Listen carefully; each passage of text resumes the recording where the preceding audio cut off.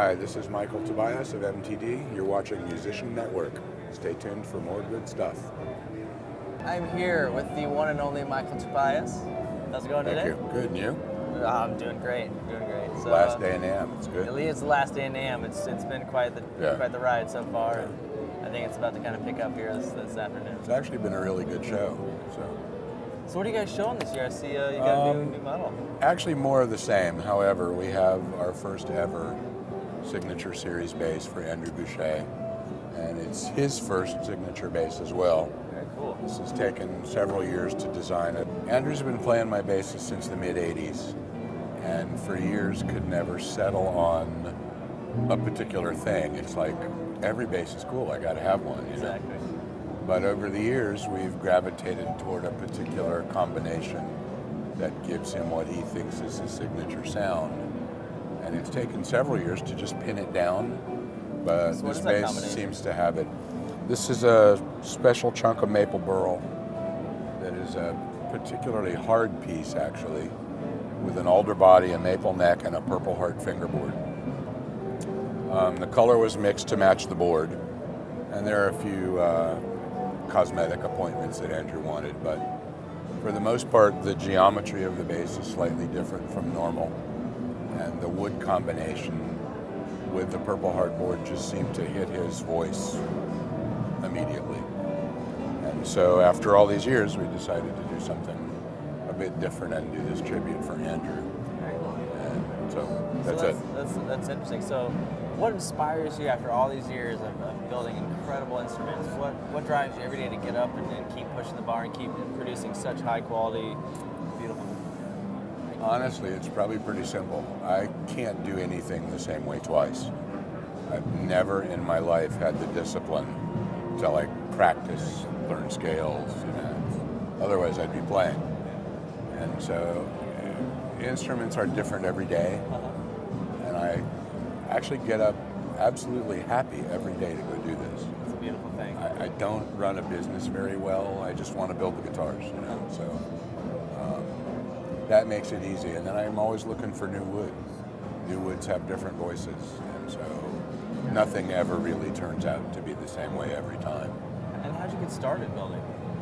For that very reason. My lack of discipline and immaturity were keys, and I always thought that it was the instrument's fault that I couldn't play better. And there's some validity to that. Oh, absolutely. But I was never smart enough to realize that it was my own shortcoming and lack of internal discipline that would make me master. Yeah, it worked out great in the long run. But that's honestly the main reason. Wow, this guitar should play a whole lot easier, And that was good. But the truth is, instruments will only be what they are. You can only do so much with them. And if you don't study and you don't master your technique, it doesn't matter how easy it plays. When you push the button and it digitally plays everything for you, then, you're not playing anymore. Sure, you can't do that live. Yeah, no. Well, you can, but I guess you can. It's still not you playing. Exactly. It takes the heart out of it. So. Excellent. Anything that you are coming up with that it's kind of going around in your mind that you're working on that you see in the future? Actually, I really want to start back building acoustic instruments. I've had a few people who've been more than patient and waited 10 or 11 years now for me to complete acoustic bass guitars. And I'm hoping to get them done before they have grandchildren, but I'd like to be able to start back to that. The potential for me to be able to do something different and still creative is good.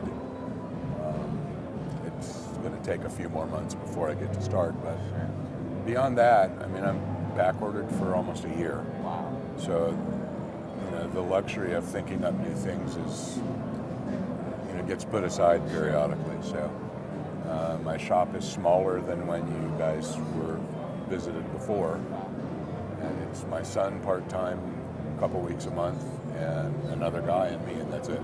That's incredible. So, I'm not looking to hire anybody or expand or. This is my retirement. Yeah, exactly. It's a good retirement program. And I think what most people notice with your basses is the attention to detail is above and beyond what anybody is really doing these days. And I think that's Thank you. why you are so, Thank you. you know, in such high demand. And I think that really says a lot. I mean, let's talk about some of these woods. I mean, you have such a vast knowledge of woods and the sonic capabilities, and yet they still look beautiful. It's this great synergy of the two. Wood is a funny thing. Some woods that are truly gorgeous don't sound good. And I've been lucky enough to have the time to poke through lumber yards and try pieces and, you know, experiment. And there's a lot of stuff in my attic that'll never see the light of day. And the only way you learn is by building them. Because if it looks good and you tap it and it sounds good, by the time you put a finish on it, it sounds like you're holding your nose. You know, it's not going to make a good instrument. My approach to wood has always been very different. Regardless of the fact that it's an electric instrument, it's first and foremost acoustic. I mean, you can put pickups on an orange crate and it'll kind of sound okay. But I don't look at the wood that way. So I use the same pickups, electronics, and hardware on almost every bass. There are a few small differences, but nothing really major. And the only thing that makes the sound different is the way the wood makes the strings excite the magnetic field. So if all the variables are the same string, same pickup, same everything physical, you know, a piece of mahogany makes the string vibrate in a different shape than a piece of ash does. And so the response through the field is different. You're just moving electrons. It's not like electrons have tone. Sure. You know? So it's a constant source of surprise almost that things come out so totally different. Some people do it a different way. They laminate woods to stop the anomalies, and I've been lucky enough to find them and make them work. Yeah. So I think that's the other exciting part about building, is I'm not trying to neutralize the wood. And it's not invalid that other people do. There's wonderful instruments that have done this forever, and they are absolutely the state of the industry. But for me, it's just... Well, I think that's kind of what separates you is your basses have a particular sound. I'm sorry. That's okay, and people realize that. Yes. There's so many options, but yet so many guys are drawn to what you do. And I think that's just, I mean, it kind of speaks for itself. Bass becomes very personal. Two different guys can play the same bass and they won't sound alike. Sure. So then it becomes a real sort of soulful, personal issue, and that's the other thing that's kind of cool. You know, so. And who are some of the guys playing your basses? Well, Andrew, obviously. Yeah, absolutely. Norm Stockton, Gail Ann Dorsey, who's been out with everybody from David Bowie for a 10-year run to Olivia Newton-John now.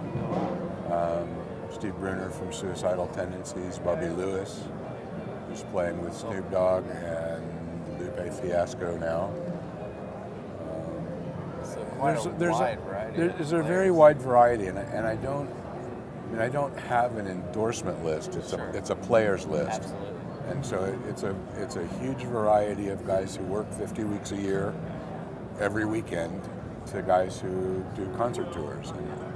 And I think in a way it's more personal that way, rather than having guys to like promote posters of. Of course. And so over the years, and we all change. Our ears change, our music changes, perception changes. So it's not a static situation.